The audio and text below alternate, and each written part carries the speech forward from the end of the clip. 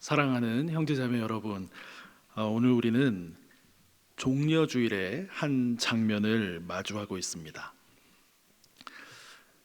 예수님께서 예루살렘에 입성하는 장면입니다.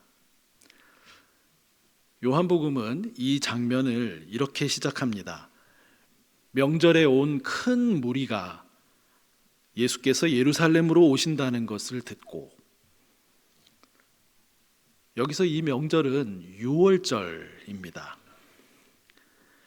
이스라엘이 애굽에서 해방된 것을 기억하는 절기입니다. 다시 말해서 이 절기는 언제나 이스라엘 사람들의 마음속에 하나님이 다시 우리를 구원해 주실 것이다 라고 하는 기대를 불러일으키는 시간이었습니다. 그런데 바로 그때 예루살렘으로 예수님이 오신다고 하는 소식이 들립니다. 사람들이 움직입니다. 종려나무 가지를 꺾어 들고 나갑니다. 그리고 외칩니다. 호산나, 주님의 이름으로 오시는 이 이스라엘의 왕이여. 여러분, 이 장면은 매우 뜨거운 열정의 장면입니다. 신앙적인 장면이기도 하지만 동시에 정치적인 장면입니다. 종려나무 가지는 단순한 환영의 표시가 아니었습니다. 이것은 승리와 해방의 상징이었습니다. 과거 불과 2세기 전 마카비 혁명 때, 이 마카비 혁명의 성공으로 이스라엘은 당시 헬라 제국의 한 왕조였던 셀루키드 왕조로부터 독립을 쟁취합니다. 이스라엘의 역사상 거의 있지 않았던 독립 왕조의 역사를 그때부터 한 100여 년간 갖게 됩니다. 그러나 오래가지 않고 로마가 발흥하고 로마의 영향권 안에 들면서 그 독립국가로서의 지위를 점차 잃어가게 되었던 것이 이스라엘의 역사입니다.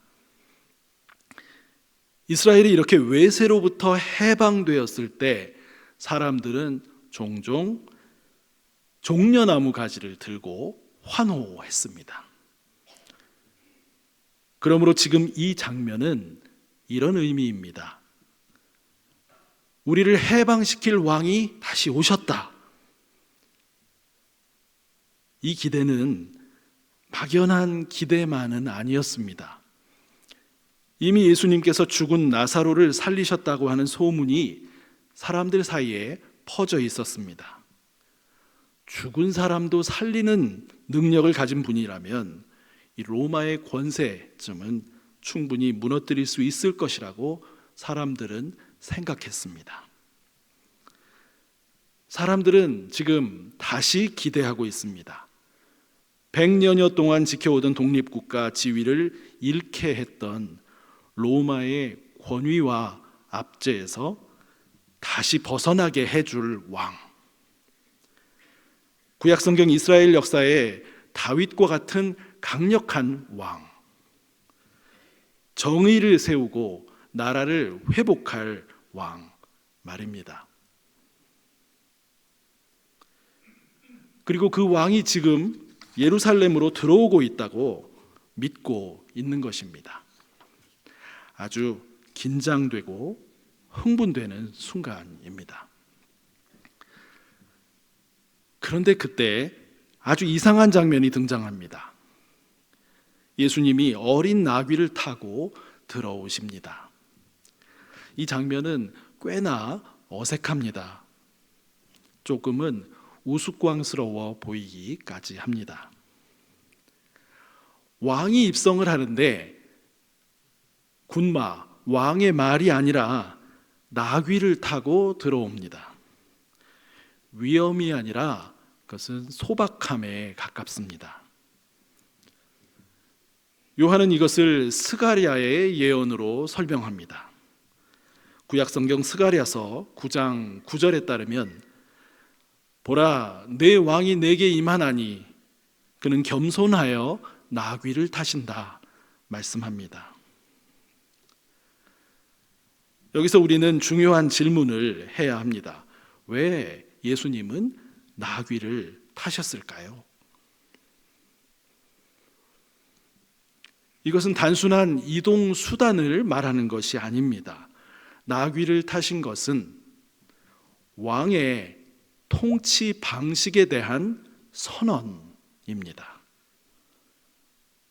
당시의 왕들은 군마, 말을 타고 들어왔습니다. 힘과 권력을 과시하며 들어왔습니다.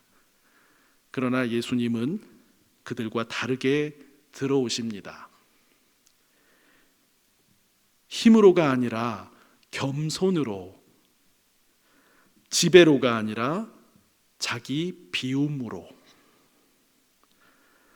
사람들은 종려나무 가지를 들고 승리의 왕을 맞이하고 있습니다. 그러나 예수님은 십자가의 왕으로 들어오고 계십니다.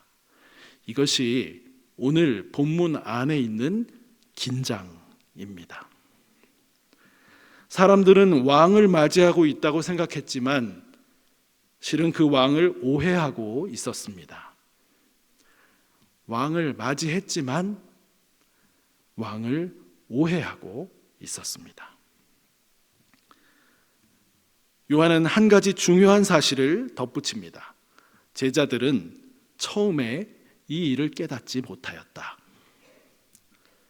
제자들은 이 상황의 의미를 알지, 이해하지 못했습니다. 그렇다면 그들이 언제 깨닫게 된 것일까요? 오늘 16절의 말씀은 이렇게 계속 말씀합니다. 예수께서 영광을 얻으신 후에야 생각이 났더라. 요한복음에서 영광은 무엇입니까? 그것은 십자가입니다. 그것은 부활입니다. 요한은 십자가에 달리신 예수님에게서 하나님의 영광을 본다고 말씀합니다. 십자가에서 하나님의 다함 없는 사랑이 드러났기 때문이지요. 처음에는 몰랐다. 그러나 십자가 이후에야 제자들은 알았다. 예수님이 나귀를 타고 예루살렘에 들어오실 때 제자들도 그 의미를 이해하지 못했습니다. 왜 나귀인지, 왜 이런 방식으로 들어오시는지, 이것은 어떤 왕의 모습인지 그들은 알지 못했습니다. 그러면 언제 깨닫게 됩니까? 십자가 이후입니다. 부활 이후입니다. 십자가를 지나고 나서야 그들은 비로소 알게 됩니다. 아, 그분은 우리가 기대했던 방식의 왕이 아니라 전혀 다른 방식의 왕이셨구나. 여기서 우리는 한 가지 중요한 사실을 보게 됩니다. 제자들은 다 이해한 다음에 따른 것이 아니라 따르다가 나중에 이해하게 되었다고 하는 사실입니다. 이것이 오늘 우리들에게도 그대로 적용됩니다. 우리는 종종 이렇게 생각합니다. 이해가 되면 따르겠다. 납득이 되면 순종하겠다. 그러나 요한복음은 어떤 면에서 정반대로 말합니다. 따르다 보면 비로소 이해하게 된다고 말입니다. 다 이해하고 따르는 것이 아니라 따르다 보면 이해하게 됩니다. 여러분, 그래서 우리는 지금 이 장면을 단순히 어떤 설명으로 이해하고자 하는 것이 아니라 십자가를 통과한 시선으로 다시 보아야 합니다. 십자가를 알지 못하면 이 장면은 이해되지 않습니다. 나귀를 타신 왕은 어색하고 이상하고 심지어 우스꽝스럽게 보일 수도 있습니다. 그러나 십자가를 알고 나면 이 장면이 전혀 다르게 보입니다. 아, 이분은 힘으로 다스리는 왕이 아니시라. 자기 몸을 내어주심으로 다스리는 왕이시구나. 그런데 여러분, 여기서 우리가 한 걸음 더 나아갈 수 있습니다. 십자가는 단순한 죽음이 아닙니다. 그 안에는 이미 하나님의 생명이, 부활의 능력이 담겨 있습니다. 신학자 몰트만은 이렇게 말합니다. 부활은 죽은 다음에만 일어나는 사건이 아니라 하나님의 미래가 현재로 들어오는 사건이다.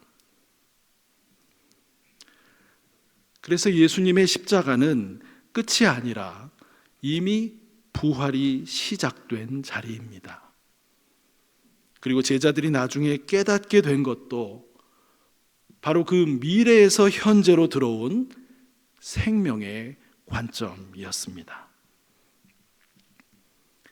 그렇다면 이제 이 장면 속에 있는 군중을 다시 보게 됩니다.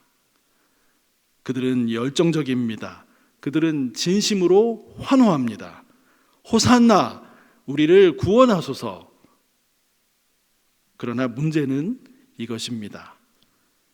그들은 예수님을 환영했지만 그분을 제대로 이해하지는 못했습니다. 그들은 예수님을 자신들이 원하는 왕으로 받아들였습니다. 강한 왕, 문제를 해결해 줄 왕, 우리의 기대를 이루어 줄 왕. 그래서 그들의 환호는 뜨거웠지만 그들의 이해는 정확하지 않았습니다. 바로 그 지점에서 우리의 모습이 비춰집니다. 이것은 오늘 우리에게도 동일한 질문을 던집니다. 우리는 어떤 왕을 기대하고 있는가? 우리는 어떤 왕을 기대하고 있는가? 예를 들어 일이 잘 풀릴 때는 주님이 함께 하신다고 말하지만 막히고 일이 늦어질 때는 왜 이렇게 하시지? 라고 묻게 됩니다. 우리는 문제를 빨리 해결해 주는 왕은 원하지만, 환영하지만 기다리게 하시는 왕, 내려놓게 하시는 왕 앞에서는 쉽게 마음이 흔들립니다. 우리는 여전히 힘 있는 왕을 원합니다. 문제를 빨리 해결해 주는 왕, 내 삶을 성공으로 이끌어주는 왕, 내가 원하는 방향으로 상황을 바꿔주는 왕. 우리는 종려나무 가지를 들고 그런 왕을 기다리고 있습니다. 그런데 예수님은 나귀를 타고 성 안으로 들어오십니다. 그리고 결국 어디로 가십니까? 십자가로 가십니다. 이 지점에서 우리는 좀 더 깊이 보게 됩니다. 요한복음 18장 36절에서 예수님은 이렇게 말씀하십니다. 내 나라는 이 세상에 속한 것이 아니다. 이 말은 예수님의 나라와 통치는 이 세상으로부터 기원하는 것이 아니라는 뜻입니다. 다른 나라라는 것입니다. 그리고 십자가 위에 명패에는 이렇게 쓰입니다. 헬라어와 히브리어, 그리고 당시 로마 말이었던 라틴어로 유대인의 왕. 이것은 깊은 아이러니입니다. 사람들이 조롱하며 붙였던 십자가 위에 그 명패에 쓰인 그 표지가 사실은 진실입니다. 예수님은 왕이십니다. 그러나 그분의 왕권은 군마 위에서가 아니라 십자가 위에서 드러납니다. 그분의 나라는 이 세상으로부터 기원하는 나라가 아니라는 것입니다. 여기서 우리는 한 가지 중요한 통찰을 얻습니다. 저명한 신약 성서학자 톰 라이트라는 분은 복음서를 읽을 때 우리가 이런 점을 놓치지 말 것을 강조합니다. 예수는 왕으로 오셨지만 사람들이 기대한 방식으로 왕이 되지 않으셨다. 여러분, 이스라엘은 기다렸습니다. 하나님이 오셔서 세상을 바로잡으시기를. 그리고 또 기다렸습니다. 하나님이 보내실 왕이 그 일을 이루기를. 그런데 예수님 안에서 이 두 기다림이 하나로 만납니다. 하나님이 보내신 왕이 아니라 하나님이 직접 오신 왕이기 때문입니다. 문제는 이 왕의 통치 방식입니다. 사람들은 힘으로, 혁명으로, 정치적 승리로 그 왕이 오기를 기대했습니다. 그러나 하나님은 그 왕을 십자가로 보내셨습니다. 여러분, 이것이 기독교 신앙의 중심입니다. 하나님은 세상을 힘으로 구원하지 않으시고 사랑으로, 자기 내어줌으로 구원하십니다. 사랑으로, 자기 내어줌으로 통치하십니다. 그래서 우리는 다시 질문해야 합니다. 나는 어떤 왕을 따르고 있는가? 우리는 종종 환호하는 신앙을 가집니다. 좋을 때는 찬양합니다. 마땅히 그렇게 해야 하는 것이지요. 응답이 있을 때는 기뻐합니다. 자연스럽습니다.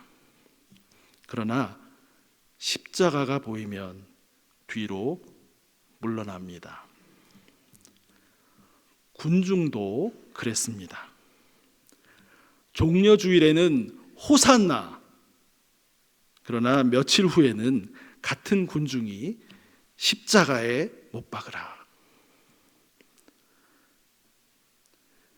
그러나 제자들은 달랐습니다. 적어도 요한이 보여주고 있는 요한복음의 제자들의 모습은 달랐습니다. 그들도 처음에는 몰랐습니다. 그들은 다 이해하지 못했습니다.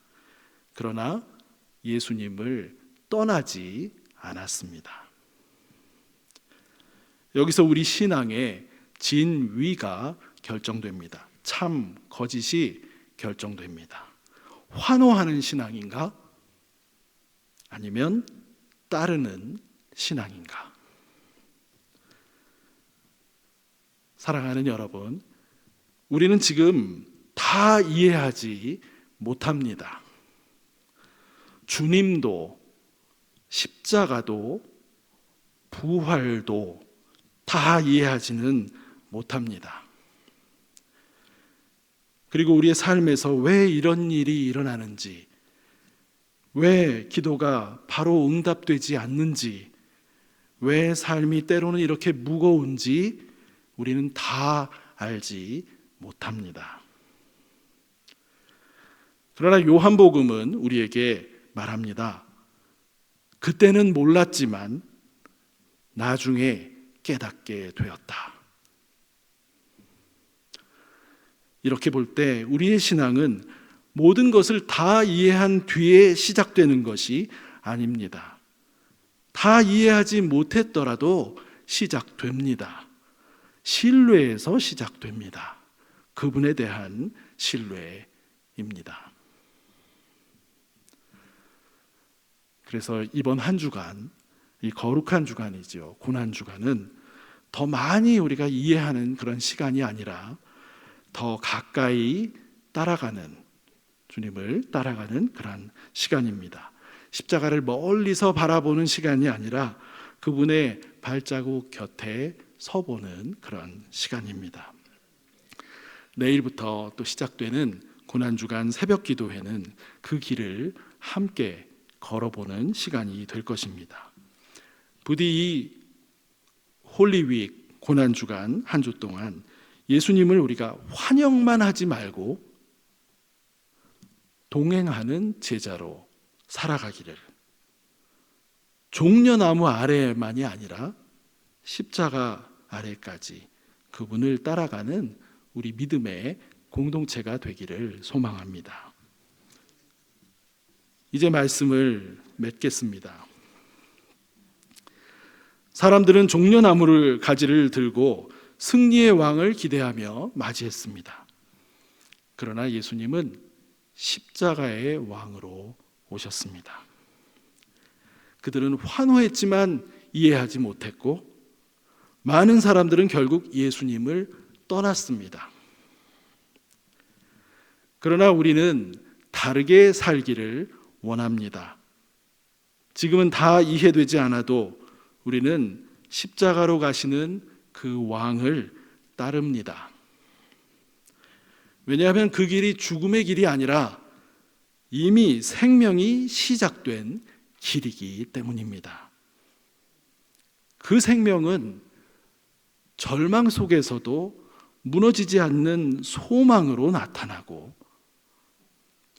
관계를 포기하지 않는 사랑으로 드러나며, 다시 일어설 수 있는 힘으로 우리 안에 흐르게 됩니다.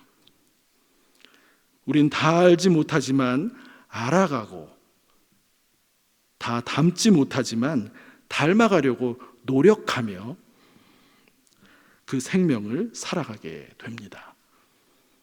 그분이 어떤 길로 가시든 그 길이 낮아지는 길일지라도, 그 길이 손해처럼 보일지라도 그분이 왕이시기 때문입니다. 그 왕을 따르는 삶이 결국 생명의 길이기 때문입니다.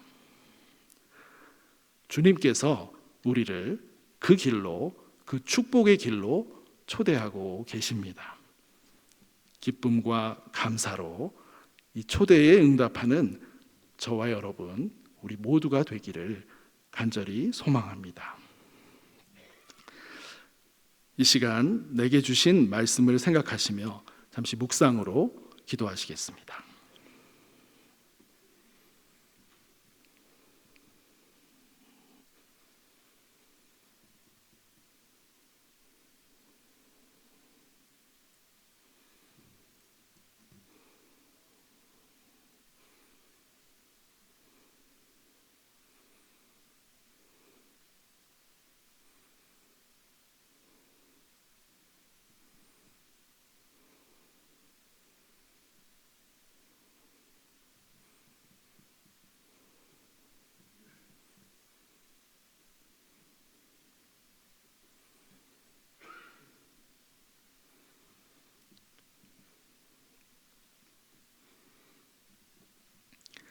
주님, 우리는 주님도 십자가와 부활의 신비도 다 이해하지 못합니다. 그러나 십자가로 가시는 주님을 믿고 따르기를 원합니다. 그 길이 생명의 길임을 더욱 믿게 하시고, 그 길 위에서 주님을 알아가고 닮아가게 하옵소서. 예수 그리스도의 이름으로 기도드립니다. 아멘.